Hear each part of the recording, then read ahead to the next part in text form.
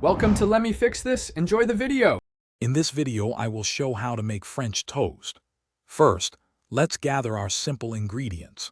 You'll need 4 slices of your favorite bread, ideally a day old for best results. We'll also use 2 large eggs, 1/2 cup of milk, and a touch of vanilla extract and cinnamon for that classic flavor. Don't forget 2 tablespoons of butter for cooking this delicious breakfast. Now let's create our flavorful batter. In a shallow dish, whisk together the 2 large eggs until they are well beaten. Next, pour in 1/2 cup of milk, followed by 1 teaspoon of vanilla extract.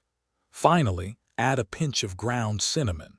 Whisk everything gently until all ingredients are smoothly combined, ensuring no lumps remain for a perfect coating. With our batter ready, it's time to cook.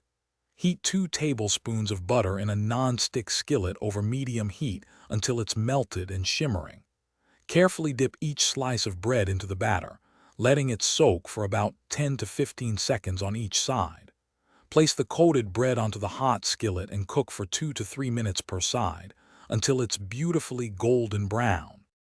Your delicious French toast is now ready to enjoy. Serve it immediately while it's warm and fluffy.